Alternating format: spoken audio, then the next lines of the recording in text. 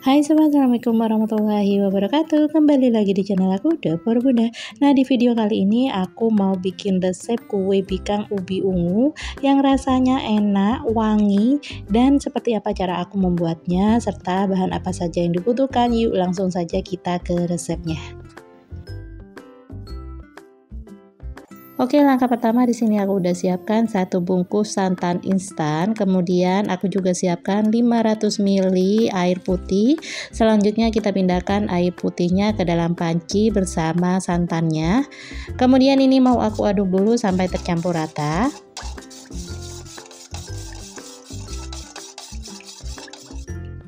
Agar aromanya lebih wangi, aku tambahkan dengan 1 lembar daun pandan dan setengah sendok teh garam dapur.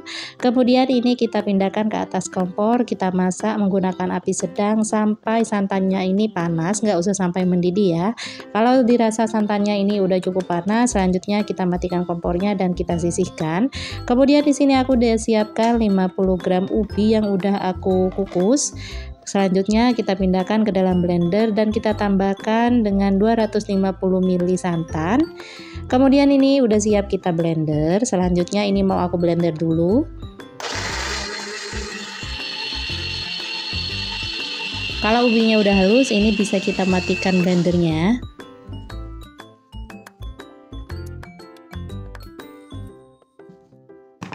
Untuk hasilnya seperti ini, kemudian ini mau aku sisihkan dulu. Selanjutnya di sini aku udah siapkan 150 gram tepung beras,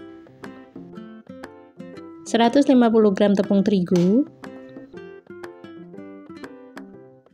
20 gram tepung tapioka atau tepung kanji, 140 gram gula pasir. Untuk takaran gula pasirnya ini bisa ditambahkan atau dikurangi sesuai selera aja. Kemudian bahan keringnya ini aku aduk-aduk dulu sampai tercampur rata. Kalau udah tercampur rata, bisa kita masukkan larutan ubi ungu dan santannya.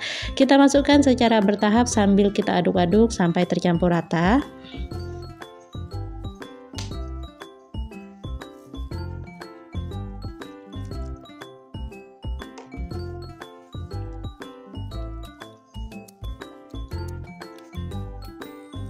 Nah, kalau larutan ubi ungunya udah habis, selanjutnya bisa kita ganti dengan santan, sisa santan yang tadi. Ini santannya aku masukkan dalam keadaan hangat. Nah, ini kita aduk-aduk dulu sampai tercampur rata. Pada tahap ini kita jangan tambahkan santan lagi ya. Jadi ini kita aduk-aduk terus sampai adonannya benar-benar licin. Nah, kalau udah licin seperti ini bisa kita tepok-tepok adonannya selama kurang lebih 5 menit sampai adonannya berbuih banyak. Nah, kalau adonannya udah licin dan berbuih, ini bisa kita tambahkan lagi untuk santannya. Kita masukkan bertahap ya. Nah, ini kita aduk-aduk rata terus sampai tercampur rata. Untuk teksturnya seperti ini, jadi nggak terlalu encer dan juga nggak terlalu kental. Untuk langkah berikutnya aku tambahkan dengan 1 butir telur utuh ukuran kecil. Kemudian ini kita aduk-aduk sampai tercampur rata. Untuk penambahan telur ini opsional, kalau emang nggak mau pakai boleh juga, tapi untuk hasilnya lebih enak yang pakai telur ya, jadi lebih lentur dan rasanya lebih enak. Nah, di sini aku tambahkan juga dengan pewarna ungu, tapi mohon maaf di sini nggak kering ya. Nah, ini untuk penambahan pewarna ungunya juga opsional, disesuaikan dengan selera aja. Nah, untuk santannya ini masih ada sisa sekitar 50 ml ya. Jadi untuk total santan yang aku pakai sekitar 450 ml.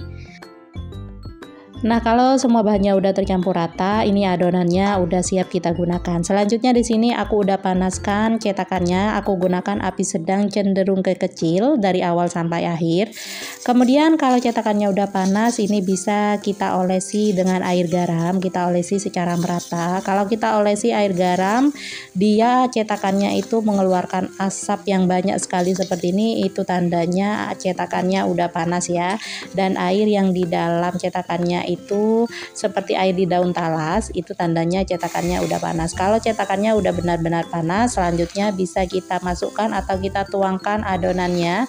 Ini adonannya kita tuangkan sampai penuh ya. Tapi di sini di video ini untuk awal ini aku nggak penuhin, aku pakai sekitar 3/4 dari cetakan, tapi ternyata itu hasilnya kurang mekar. Nanti aku tunjukin seperti apa ya. Kalau semua adonannya udah masuk ke dalam cetakan, selanjutnya kita tunggu sampai adonannya ini berbuih banyak atau mengeluarkan gelembung-gelembung kecil. Karena kompor aku ini panasnya tidak merata atau apinya tidak merata, ini aku putar-putar seperti ini cetakannya agar nantinya matangnya merata. Kalau udah setengah matang seperti ini bisa kita tambahkan dengan sisa santan yang tadi. Kalau teman-teman mau ganti dengan santan aren juga boleh ya. Ini kita letakkan di bagian atasnya seperti ini. Nah teman-teman, untuk detail resep lengkapnya sudah aku tuliskan di kolom deskripsi, jadi teman-teman bisa langsung cek di bawah kolom judul. Kalau bagian atasnya udah kita tambahkan santan, selanjutnya kita tutup dan ini kita tunggu sekitar 3 menit. Setelah 3 menit ini kuenya udah mateng, selanjutnya kita matikan kompornya dan kuenya ini udah siap kita cungkil. Kita cungkilnya dari satu sisi aja seperti ini, kemudian ini kita angkat ke atas, kita rekahkan seperti ini agar kuenya nantinya mekar.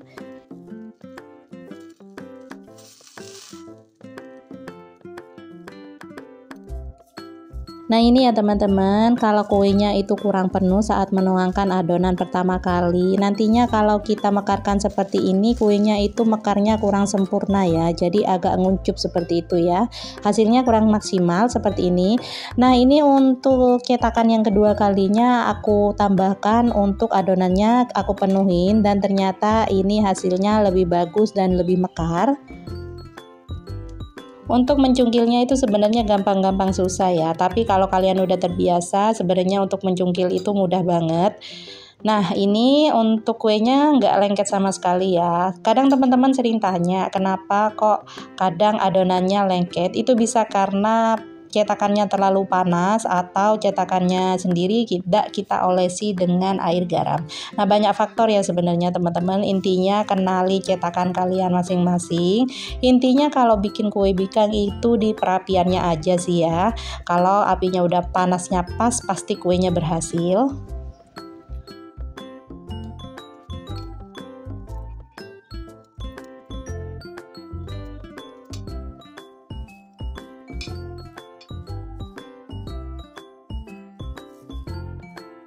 Dan ini dia hasilnya untuk kue bikang ubi ungunya, hasilnya sangat cantik, warnanya juga cakep. Nah untuk serat-seratnya juga ini cakep banget ya, jadi kelihatan banget untuk serat-seratnya. Untuk bagian bawahnya juga nggak gosong. Kalau yang putih-putih ini itu dari santannya ya teman-teman, atau bisa juga dari air garam yang kita olesi tadi. Nah ini kalau masih hangat atau masih panas, untuk kue bikang itu bagian bawahnya memang agak sedikit keras, tapi kalau udah dingin dia itu bakalan lembut dan lentur banget. Dan sekarang kita mau cobain dulu untuk kue bikang ini dalam kondisi dingin ya. Aku cobain, Masya Allah, dari robekannya aja udah kelihatan kalau kuenya nggak alot sama sekali dan lembut banget. Nah ini kita cobain, untuk serat-seratnya juga cakep banget. Ini wajib banget untuk kalian cobain di rumah. Nah sekarang aku mau cobain dulu, bismillahirrohmanirrohim. Masya Allah, ini tuh enak, rasa manisnya pas nggak kemanisan dan juga ada gurih dari santannya. Kalau mau tambahin dan tambah gurih, ini bisa kita tambahkan sisa santan yang tadi seperti ini ya. Sebelumnya untuk sisa santannya jangan lupa dimasak sampai mendidih ya. Dan rasanya Masya Allah, enak, manis dan juga gurih, mantap pol pokoknya. Dan gak kerasa kita udah sampai di penghujung video. Untuk kalian yang sudah menyimak video ini sampai akhir, aku ucapkan banyak sekali terima kasih. Dan untuk kalian yang baru menemukan channel ini, jangan lupa untuk subscribe dan nyalakan loncengnya agar tidak ketinggalan video terbaru dari channel ini. Terima kasih. Sekian dulu ya video kali ini, semoga bermanfaat dan sampai jumpa lagi di resep-resep berikutnya. Wassalamualaikum warahmatullahi wabarakatuh. See you in video and bye-bye.